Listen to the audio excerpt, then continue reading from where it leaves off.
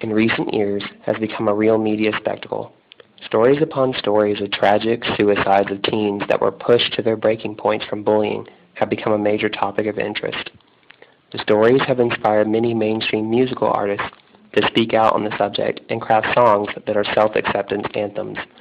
They range from rock ballads, such as Rise Against, Make It Stop, September Children, which directly speaks to the sudden rise of gay teen suicide incidents in September of 2010, to pop hits, such as Lady Gaga's Born This Way, which became the fastest-selling single in iTunes history.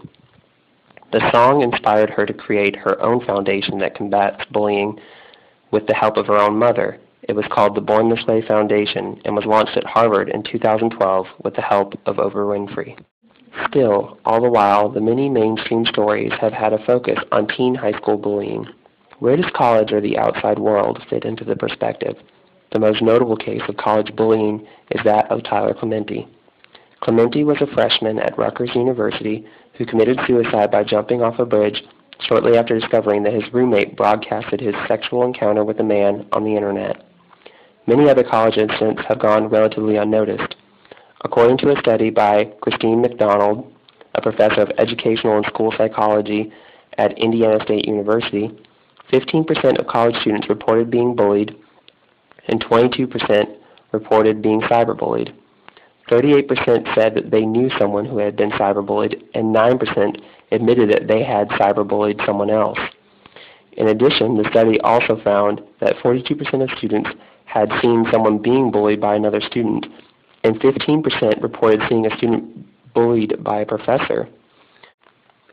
Once kids leave high school, we think that ridicule, taunting, and teasing would be a childish thing of the past not to worry about, but the data indicates that it should certainly still be on our radar. Where do campuses like UNCP fall in this data? Is this issue relevant to our campus as well? Okay, so the first question that I had for you is, why is bullying such an important issue?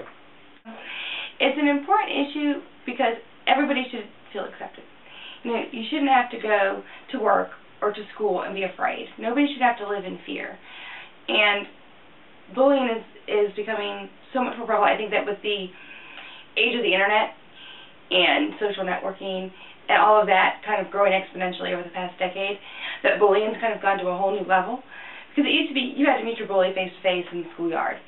And now bullying can be done anonymously over great distances and at such an exponential level that I think that the impact of it is a lot worse than it used to be. Mm-hmm. And its effect on people. Oh, yeah. And people live so much more in a public face now. Before, a bully might pick on you on the way to school, but, nobody would see that. Now when you're bullied, everybody can see it, and it raises the humiliation level.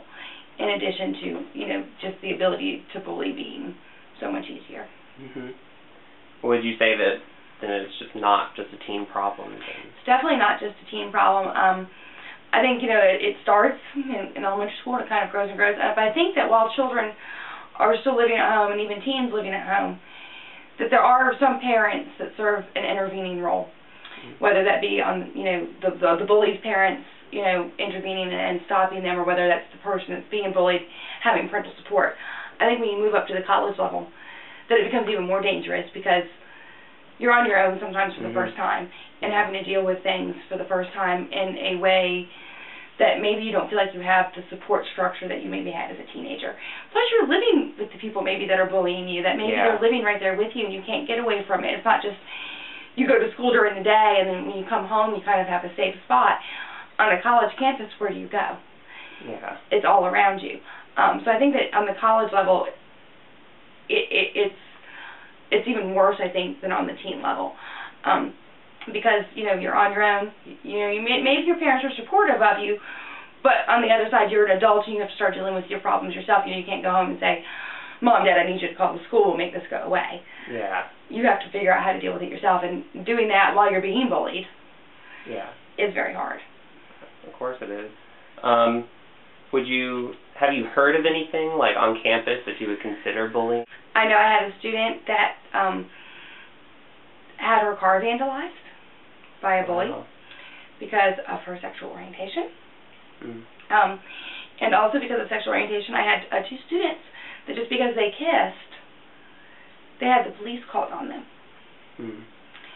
And just, you know, people writing ugly things on their Facebook walls and sending them anonymous sending them emails, you know, that are basically akin to hate mail. Having people walk around on campus and pointing you out and singling you out and telling you that you're worthless and you're going to hell and that, you know, everything you do is wrong. Those two specific examples were the two specific ones that come to mind, but I know that bullying goes on this campus every day. Okay, well that sounds pretty much good to me. Thank you.